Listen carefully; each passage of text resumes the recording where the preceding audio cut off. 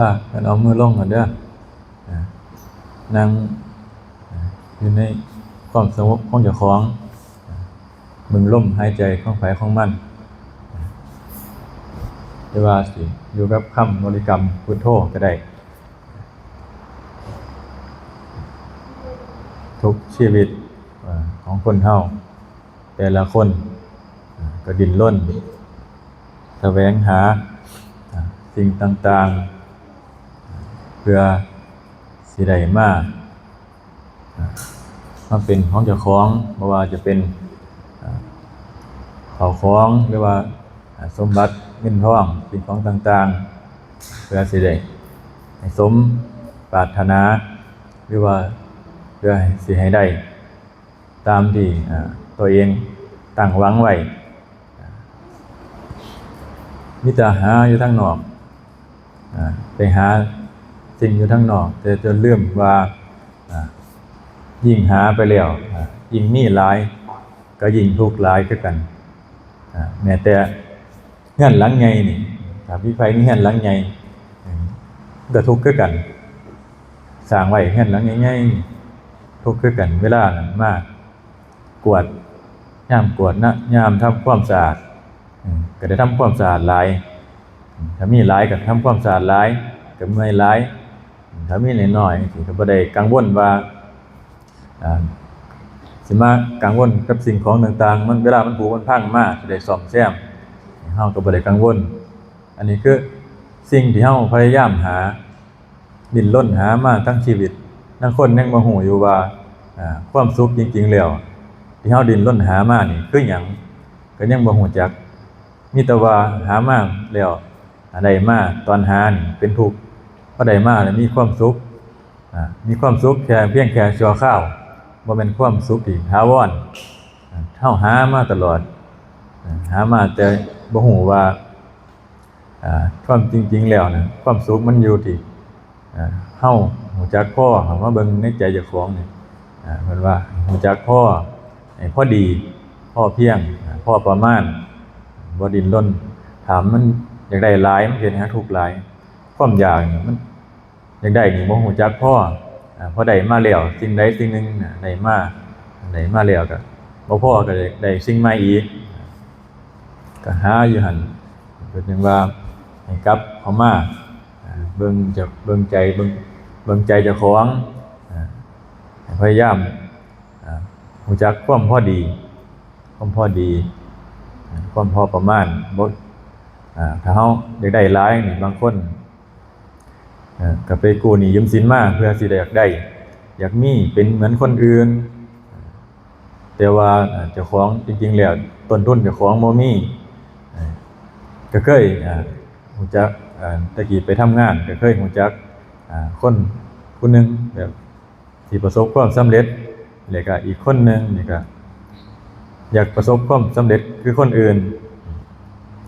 คนแรกนี่เจ้าของนี่บ่มีต้นทุนเพิ่งทำงานแต่ว่าอยากมีอยากเป็นเหมือนคนอื่นอยากมีธุรกิจเป็นของตนเองแต่ว่าเฮ็ดจังไดจังสิเป็นคือคนที่มีแล้วก็คิดวางแผนไปกู้ไปยืมมาเพื่อว่าสิมาลงทุนในสิ่งที่ตนนี่ตั้งไว้หวังไว้ในสิ่งที่เฮาไปยืมมาบ่แม่นว่าเฮาเฮ็ดคือเขาเฮ็ดการงานต่างๆนี่สิประสบความสำเร็จเลยในระหว่างทางที่เดินเฮาบ่ฮู้ว่าเขาพ้อหยังมาแหน่อุปสรรคต่างๆเฮาบ่ฮู้แต่ว่าเฮาเห็นแต่เขาประสบความสำเร็จอยากประสบความสำเร็จคือเขาก็ไปกู้หนี้ยืมสินมาก็เฮ็ดให้เฮาทั้งกู้หนี้มาแล้วในช่วงเฮาทำมันบ่ประสบความสำเร็จเหมือนกับคนอื่นเพราะว่าเฮาบ่ฮู้ว่าคนอื่นน่ะประสบหยังมาแหน่ในก่อนเขาสิสำเร็จในหน้าที่การงานของเขาเฮาบ่ฮู้ว่าเขาเจอหยังมาแหน่อุปสรรคต่างๆบ่ว่าจะเป็นการขายของการทำงานต่างๆที่เฮาบ่ฮู้อันนี้ก็เฮ็ดเฮาเป็นหนี้เป็นสินเพิ่มขึ้นมาเพราะว่าหยังมีแต่หวังว่าจะเอาผลก็คือความสำเร็จคือความได้เงินได้ทองมาตามที่ตนปรารถนา ได้มีรถมีลาแต่ว่าอันนี้คือเฮาไปกู้มาประเภทแรกอีกประเภทหนึงนี่คือถามเขาเจ้าเฮ็ดงานเฮ็ดเก็บเงินอย่างเดียวเฮ็ดไปเรื่อยๆเก็บไปเรื่อยๆเก็บไว้บ่ฟ้าวไปซื้อรถบ่ฟ้าวไปสร้างบ้านบ่ฟ้าวว่าสิเฮ็ดธุรกิจเป็นของตนเองอันนี้เพิ่นก็เฮ็ดไปพอสักมื้อนึงเพิ่นเก็บเงินได้สมัยแต่ก่อนนี่เงิน100,000 200,000จังซี่ก็สร้างเรือนได้หลังบักใหญ่แล้วเพิ่นก็เก็บได้เพิ่นก็ไปสร้างเรือนก่อนเพิ่นว่ามีเฒ่าแก่ผู้หนึงเพิ่นว่าเพิ่นเว้าให้ฟังถ้าสิเฮ็ดหยังนี่ให้สร้างเรือนก่อนให้มีเจ้าของมีหม้องอยู่ก่อนสร้างเรือนขึ้นก่อนจังไปเฮ็ดแนวอื่นจังไปซื้อแนวอื่นเพิ่นบอกให้ฟังเพิ่นว่าสร้างเรือนพอสร้างเรือนแล้วมีหม้องอยู่ก็จังไปเฮ็ดธุรกิจต่างๆจังไปหาเฮ็ดสิ่งของต่างๆไม่ว่าจะเป็นซื้อรถซื้อลาจังซี่แต่ว่าคนผู้นี้เพิ่นจะบ่ซื้อของแบบที่บ่จำเป็นเพิ่นจะเก็บจนกว่าเพิ่นสิได้เงินสิพอจังไปซื้อถ้าเงินพอแล้วเพิ่นยังไปซื้ออันนี้คือให้เฮาเฮ็ดให้เห็นว่ามีความอดทนในการเก็บในการทำงานบ่แม่นว่าสิอยากประสบความสำเร็จเหมือนกับคนอื่นแต่ว่าเจ้าของนี่บ่มีทุนอันนี้คือมีทุนแล้วเฮาไปทำธุรกิจมันก็มีรองรับมีทุนรองรับเพราะว่าเฮาก็บ่ได้เป็นหนี้เวลาเฮาเฮ็ดแล้วมันผิดหวังมันบ่เป็นตามที่เฮาหวังไว้จังซี่อย่างน้อยๆเฮาก็บ่ได้เป็นหนี้เฮาก็ใช้แต่ทุนของเฮาไปก็สามารถเฮ็ดงานสิ่งอื่นมาทดแทนได้อันนี้คือสิ่งที่ได้ถามเขาเจ้าคือกันเคยฮู้ว่าถ้ามันอยากได้หลายจนเกินไปแต่ว่าบ่เบิ่งกำลังเจ้าของจังซี่มันก็เฮ็ดให้เฮาทุกข์กลับมาทีหลังเหมือนกันกับเฮาศรัทธาหลายๆจังซี่ถ้าเฮาศรัทธาหลายๆจังซี่เพิ่นว่ามันเกิดความงมงายขาดปัญญาศรัทธาต้องประกอบด้วยปัญญาทุกอย่างต้องประกอบด้วยปัญญาเมตตาก็ประกอบด้วยปัญญาถ้าเมตตาขาดปัญญาแล้วมันก็เฮ็ดไปแบบเหมือนกับถ้าจริงไหนมันเกิดขาดปัญญาแล้วคืองมงายจังซี่คือศรัทธามันจะเกิดเป็นความงมงายเพราะว่ามันบ่ได้คิดพิจารณาว่ามันเป็นจริงหรือบ่เป็นจริงถ้าศรัทธาแล้วเห็นสมมุติว่าศรัทธาพระองค์หนึ่งนี่เฮาไปแล้วเห็นเพิ่นเว้าหยังถูกเบิดเด้ถ้าเฮาศรัทธาแต่ว่าบ่ฮู้ว่าสิ่งที่เพิ่นสอนถูกหรือผิดไปแล้วไปด้วยความพอใจมันเลยเป็นความงมงายเพิ่นสอนผิดแต่ว่าเฮาบ่ฮู้ว่าทางนั้นมันผิด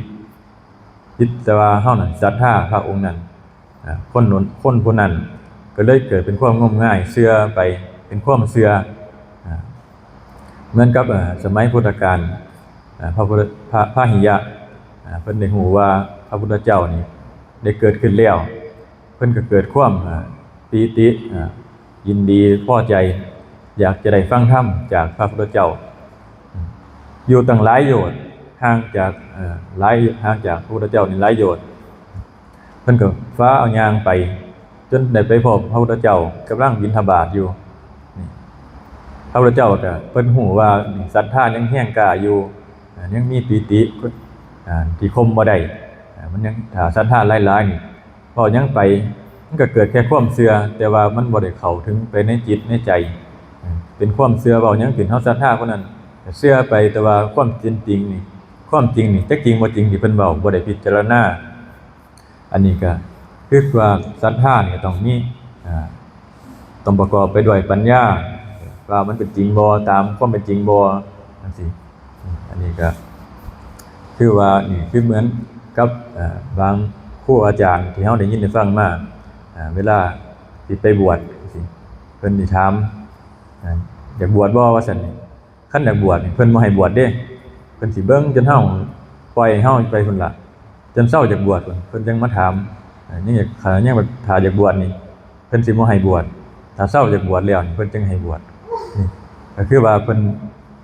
ถ้าศรัทธามันแรงกล้าหลายนี่เฮ็ดหยังนี่มันสิหวังแต่เอาแต่ผลเพราะ บวชเข้ามาสิหวังเอาแต่ผลแต่ว่าบ่ฮู้ขั้นตอนในการสะสมคิดไปหาแต่ผลนั้นกับการภาวนาเฮาได้ยินได้ฟังมา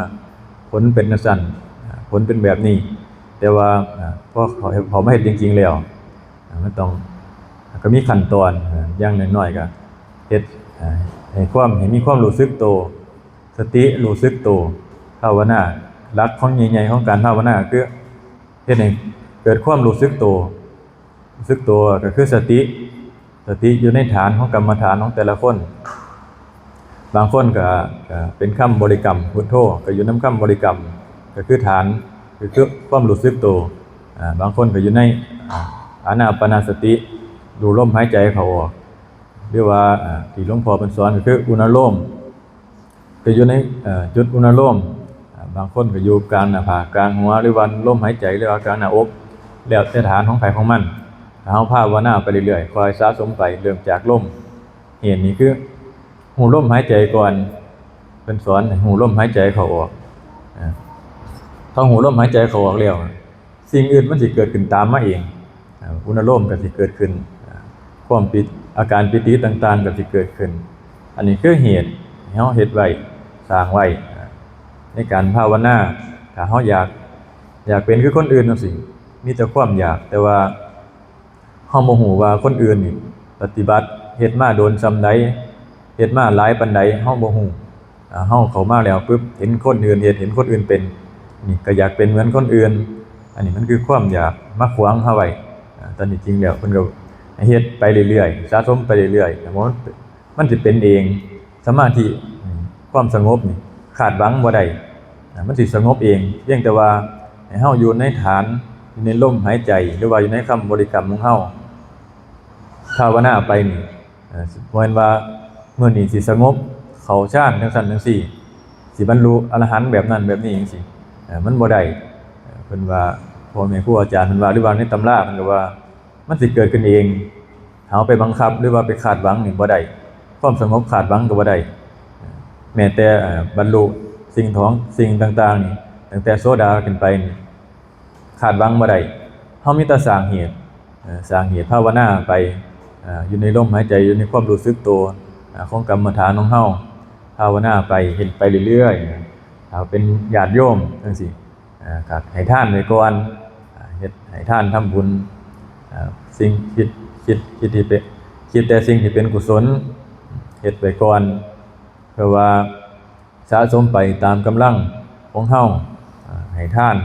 ไปเรื่อยๆถ้ามันหลายแล้วให้ทานหลายแล้วเดี๋ยวมันก็สิเป็นอยากรักษาศีลอยากภาวนาไปเองแต่ว่าเบื้องต้นเฮาก็ให้ทานไปก่อนตามกำลังตามอินทรีย์ของเฮาอาจจะบ่มีเวลาเข้าวัดโดนๆเทื่อได้เข้าจังซี่ก็ได้เฮ็ดทานไปก่อนมีเวลาก็ยามมื้อเช้าอยู่หน้าบ้านจังซี่ก็ให้ทานใส่บาตรอย่างน้อยๆได้ใส่บาตรทุกมื้อก็ยังดีว่าดีกว่าบ่ได้เฮ็ดอย่างน้อยๆก็มีสิ่งที่เป็นกุศลเกิดขึ้นในจิตเฮาไว้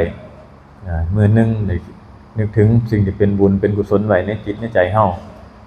ก็ประมาณนี้ล่ะสาธุ